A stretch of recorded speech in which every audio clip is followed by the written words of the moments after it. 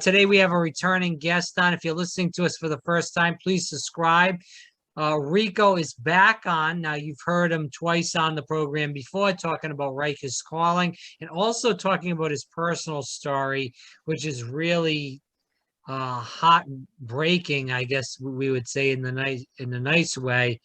And if you want to go back, we'll put that in the description box for his past into two interviews with us. But Rico, first of all, thanks so much for coming back on, and greatly appreciate seeing you. And I'm happy you're doing better than you were before.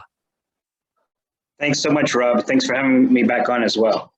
All right, so for the people that did hear about your story, and we'll get into the stories in just a minute, can you just give a very short recap on what's changed as far as, if anything's changed, as far as your story? It seems like, you're speaking about your son's in a better spot now, and it seems like you're going day by day the best you can. Yeah, so yeah, we're still hanging in there as far as trying to get his mother home to us, my wife. But yeah, it's me and him right now, and my vision is stable, so I'm still totally blind in one eye, legally blind in the other, but thankfully hanging in there. And yeah, Journey, my son, he's actually just came over here. Want to say hi? Hi. Okay, and so yeah, he's going through his milestones. He just turned 3 recently, and yeah, so we're hanging in there and trying to get the word out on my work as an author as well. Right. So let's talk about, and you do have Rikers Calling Out, and since that's the new book, I know we already did a podcast on it, but just tell the viewers a little bit about it as far as that goes and why you think they should read it. Sure. So Rikers Calling is book 1 in what I call the Jeremy Riker gritty crime thriller series. Mm-hmm. And actually, since the last time I talked to you, it is now available as an audiobook as well on Audible and iTunes. And I'm really happy the way it came out. Had a great narrator. And so, yeah, the book is up now, and it's, I'm really proud of it. And it also has a new cover for the audiobook. But yes, and another thing, as far as the story, yeah, it's about this guy who was a young police explorer when he was younger, and he ended up getting hurt on a ride-along. And so that really messed up his path of wanting to become a cop. And at the same time, unbeknownst to him, he had caught the attention of a methodical serial killer. And so that serial killer starts to follow his life, Riker's life. And so once Riker is rejected from trying to be a cop, he goes through kind of a depressing period of time because he's put so much into this. But his mentor at the station, which have you will, tries to steer him in the direction where, not everything is lost. You can still be a PI, you can still help bring justice to the world, which is what he's always wanted to do. And so, yeah, this is really book 1 in the series. And so there's so much to explore in Riker's life. And so we're going to go through them with him as he ages. And so this part of the book, it covers quite a few years. It's a 3-parter, and it covers when he's younger, then a little bit later on, like maybe almost a decade later, and then a decade after that. And so I wanted to do that just to give a great sense of who he is and what he does, and then go back and explore different interesting cases that he has. And so, yeah, I'm really doing the prep work for book number 2, and I'm really excited about it. And I'll be starting it for pretty much any day now. And yeah, so I think people will really enjoy it if they like crime thrillers, and it's been getting some great reviews, including from a couple of big names, including Frank Whaley. I don't know if you're familiar with him, but he's an actor. He was in Pulp Fiction and other things. And he made a nice video of endorsing the book. He enjoys it. And that's over on my Facebook page if anyone wants to see it.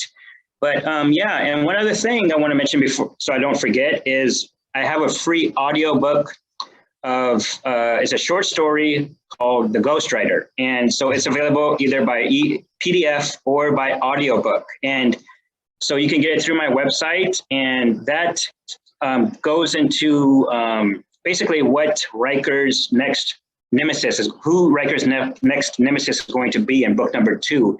And so it's kind of his backstory, and it's called The Ghostwriter.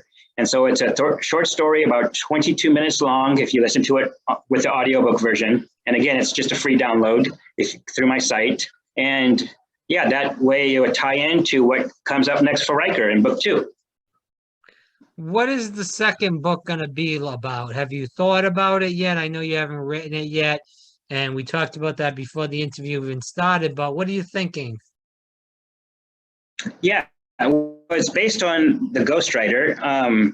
So the short story, so it's about this disenfranchised writer who is he's been taken advantage of for so many years through ghostwriting. And, you know, he just can't get into the traditional publishing no matter how hard he tries. And so he basically sells his services online, and basically with these shady characters like from Craigslist, and they take advantage of him, right? Because you're paying only 1 cent a word, 2 cents a word, and they're getting all the credit for it. And so like at the beginning of the story, I say ghostwriting is like being a surrogate mother. You know, it's really hard once you've brought in life to something, it's really hard to let it go. And yeah, this ghostwriter, he feels like he's been really wronged by the industry. And so one day he just snaps. And so, yeah, his story is the free story I'm offering. And so Riker's going to have to face off with him. And because of course, Riker's on the good side of things, and he's out there to help people and bring justice to the world, especially those who are really needing help from, well, demented minds, like you'll see in book 1. And so, book 2 is going to be about that, him facing off with this ghostwriter guy. Where did the character Riker come from? Is this somebody that, you know, you see as yourself, or a friend, a family member? Where did that person come from? Okay, yeah. And first, let me say, The Ghostwriter was the very first crime thriller I wrote before Riker's Calling. So that's kind of interesting. I was just trying to submit to a magazine. And so I was like, okay, well, they're crime type magazine fiction. So let me get my hand at it, right? Try it. And so I actually wrote The Ghostwriter before Riker's Calling. It's funny. But then, you know, with Riker, okay, his name, Riker, Jeremy Riker, that's his name. And so Jeremy comes from the actor Jeremy Renner, because they were filming one of the Bourne films in the Philippines while I was there. And so this is one of them that was not with Matt Damon, but it was with Jeremy Renner. I don't know, the Bourne Ultimatum, I'm not sure which one, but basically they came to film in Manila, and we happened to be in Manila at the time. And so they were filming over there. And so that kind of stuck with me, because I thought Jeremy Renner would that he does pretty good and believable and stuff in action films. And so I got the first name from him. And then Riker is actually one of my favorite characters in Star Trek: The Next Generation. So that's where Riker came from. So his name is Jeremy Riker. And and another interesting thing was I had no idea until like maybe half a year ago that there's a character in the Game of Thrones called Jeremy Riker, but he's a very minor character. But I was listening to the book, and then that character came up. I was like, whoa, that's my character. But yeah, and then as far as, is he a part of me? Yes, because he has kyphosis, and so his curvature of the spine, that's why when he had the accident, okay, I don't think I'm giving too much away, but when he had the accident, when he was in the Police Explorers program, and they had to do surgery on his back. And so that took him away from being a cop. And when I was younger, I kind of was exploring the idea of being a cop myself as well. And so that, because I was also in a martial art called ninjutsu. And so it's a combat-oriented martial art. And this was before my sight messed up in my right eye. So I was still blind in my left eye, but my right eye was 20/20 back in the 90s. And so anyway, I was studying this combat-oriented martial art. And, you know, I think it's very spiritual as well. You know, it's very powerful as far as spiritual spirituality as well. But basically, it's Japan's oldest martial art. It's over 2,000 years old. And you hear everything about ninja this, ninja that, but this is the true art of the ninja, not what Hollywood portrays, because it goes back to history over 2,000 years. And, you know, basically it was these peasants that lived on farmlands and such. And the samurai, the ruling samurai was so brutal. They would go into towns and rape, murder, take people's things and all this. So these people, these poor people came together and developed a system over time. And that's where ninja was born. And nin actually means perseverance. So a ninja is really someone who perseveres through something. And that's why the character, the Japanese kanji character of nin in ninja means, although you hold the sword above my heart, I will prevail. So not only does that have physical meaning, it has metaphorical meaning as well. So it's a very powerful art, actually. And so, yeah, I'm giving these attributes to, these attributes, I'm sorry, to Riker. And so it's a lot to be explored in his life. So the series is going to allow me to do that and to explore different, his different parts of his life, including going back and showing the training he has in the art. Now, I know you've been writing for a long time, Rico. When did you feel like writing was your passion? Writing was the thing that you wanted to pursue in life? Well, starting in elementary, I guess, is when I fell in love with story. We had a contest of reading books, and yeah, who could read the most books or what have you. And so I partook in that, and I just fell in love with story so much. Not to mention films, powerful films, when I was a kid too. But and then when I went to intermediate, we were assigned more essays, right? Because you get more of that when you become intermediate and then high school, right? And so I was one of the few kids, I guess, who really started to love writing these essays because they're like stories.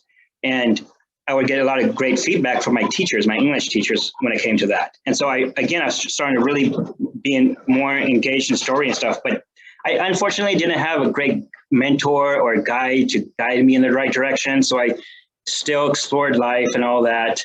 But I guess you could say in my early 20s is when I really, my eyes opened up. And, you know, I want to be a storyteller. And I went to film school. I studied screenwriting. But then a year later is when my sight really started to mess up on this side. But yeah, so all my life I've been really absorbed into storytelling. But I guess in my early 20s is when I said, you know what, I have to do this for a living. Yeah. What do you hope people get out of your stories? Well, like I said before in our other meeting together, Rob, I'm a multi-genre author. Right now I'm focusing on the crime thriller. So with this one, yes, there's a lot about being entertaining people because it's a crime thriller, but I also like to slip in some you know, substance in there. And the other genres I write as well. So what I want people to take away is to be engaged, excited, and enlightened. So I want to engage them. Any writer, that's the number one job, is to engage the reader, keep reading, right? And then excite them, wanting them to keep turning the pages and just to excite them, especially if it's like a crime thriller. And also enlighten, so slip in some things, some universal truths or what have you, that where they can open up their eyes, maybe see things through a different perspective. And that's how we grow. You know, that's why storytelling is so powerful, no matter what age we are. So those are really my three objectives when I write: to engage, excite, and enlighten. And where can people find more about you, find about your books, get them? Okay, well, I have a new domain for my sites because since I'm focusing on Riker. So basically the easy one to remember is RikerBooks.com. RikerBooks.com. What about on social media? Any kind of social media? I know you referenced to Facebook a little earlier in the broadcast. Yeah, so I publish under Versatile Storyteller Books. And so I have a Facebook page, Versatile Storyteller Books. And that's where actually I have the video up of Frank Whaley endorsing my book. But yeah, it's basically a Facebook page. And then on Twitter, I'm at Rico Lamoureux.